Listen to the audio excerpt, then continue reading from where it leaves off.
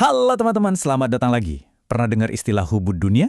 Mungkin kedengarannya kayak cinta dunia biasa ya. Tapi, tunggu dulu. Ini jauh lebih dalam dari sekedar materialisme.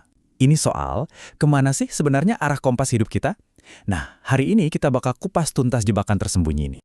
Oke, sebelum kita gaspol, coba deh renungin ini sebentar. Setiap kali kita berbuat baik, nolong orang, atau ibadah, yakin 100% niat kita itu murni? Beneran?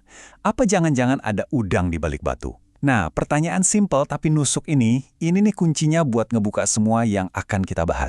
Oke, kita mulai dari masalah utamanya dulu. Dalam kerangka yang kita bahas, jebakan ini punya nama keren, jebakan 3K. Apaan tuh 3K? Tenang, kita bakal bedah satu persatu. Jadi gini, hubud dunia itu bukan cuma soal suka mobil mewah atau rumah bagus. Bukan itu. Ini lebih kayak kompas kita rusak, tujuan hidup kita, semua energi, bahkan doa-doa kita. Itu salah alamat. Harusnya ke sang pencipta, malah nyangkut di ciptaannya. Bahaya kan? Nah, ini dia biang keroknya, si 3K itu. K yang pertama, kekuasaan. Gila hormat, pengen ngontrol semua. K yang kedua, kesaktian. Pengen punya power lebih, kemampuan super, biar kelihatan wah. Dan K yang ketiga, udah pasti, kekayaan. Obsesi numpuk harta nggak ada habisnya. Sadar nggak sadar, 3 hal ini bisa jadi berhala modern yang kita sembah. Terus pertanyaannya, kok bisa kita kejebak ngejar 3K ini mati-matian? Nah, ini bagian serunya. Jawabannya ada di dalam diri kita sendiri. Ada semacam penyabot internal. 3 biang keladi ego yang kerjaannya ngebajak niat kita terus-terusan. Ini dia nih, trionya. Pertama, rasa aku. Semuanya punya gue, milik gue, merasa jadi pemilik absolut. Kedua, rasa suci. Wah, ini dia, ngerasa paling bener, paling top, yang lain salah semua. Dan yang ketiga, rasa minta puji. Butuh banget pengakuan, haus pujian. Tiga-tiganya ini kolaborasi, bikin kita makin jauh dari tujuan asli kita. Coba kita zoom in ke si rasa aku ya. Ini tuh ilusi paling kuat.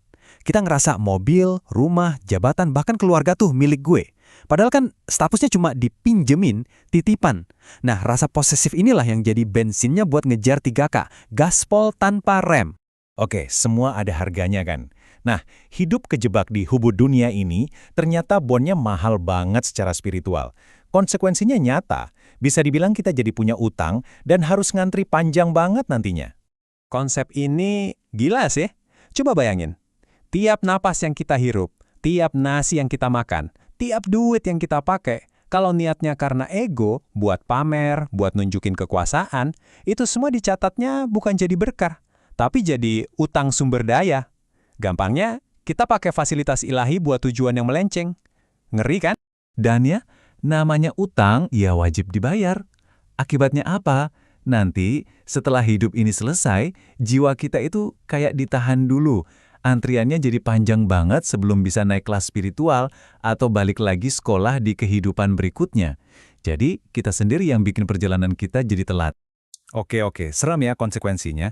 Tapi tenang, selalu ada solusinya. Nah, solusinya ini bukan berarti kita harus jadi pertapa, ninggalin dunia. Bukan sama sekali. Solusinya adalah geser cara pandang kita. Sebuah revolusi mindset dari dunia lama ke dunia baru. Nah, ini perbandingannya jelas banget. Di cara pandang dunia lama, 3K itu ya tujuan hidup. Ibadah pun transaksional, biar dapat surga. Pokoknya ego yang jadi bos. Tapi di dunia baru, 3K itu cuma alat, cuma fasilitas buat kita belajar. Semua tindakan kita jadi ajang belajar. Dan yang pegang kendali itu ruh kita, fitrah kita. Beda banget kan? Ini benar-benar game changer. Ada perumpamaan yang bagus banget buat ngejelasin ini. Gini, cinta dunia yang kegedean itu ibarat kita punya kapal pesiar super megah. Tapi airnya yang ibarat iman kita cuma setinggi mata kaki. Apa yang terjadi? Ya kandas lah. Kapalnya nggak bakal bisa jalan kemana-mana. Stuck, nggak bisa maju ke tujuan spiritualnya. Nah, ini nih yang bikin saya kaget. Ternyata ada angkanya. Buat bisa jalan di dunia baru, katanya tingkat keikhlasan kita itu minimal harus diskor 7,5 dari 10. Wow, ini artinya apa? Ikhlas itu bukan lagi konsep ngawang-ngawang, tapi sesuatu yang konkret, bisa diukur, dan bisa kita perjuangkan buat dicapai. Oke, terus gimana caranya biar dapat nilai 7,5 itu? Gimana caranya biar ruh kita yang jadi kapten, bukan ego? Nah, sekarang kita masuk ke bagian how to-nya. Ada alat-alat praktis buat ngerebut kembali kendali di dalam diri. Namanya Trisula kebenaran.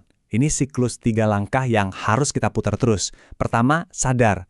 Waktu egonya mulai nongol, kita harus langsung sadar. Kedua, tabah.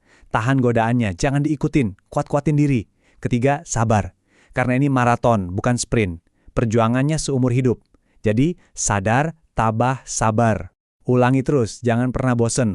Dan yang paling penting, kita nggak berjuang sendirian. Ini keren banget.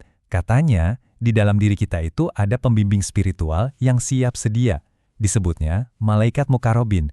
Mereka bakal bantu kita selama kita benar-benar niat dan usaha ngejalanin siklus sadar, tabah, dan sabar itu.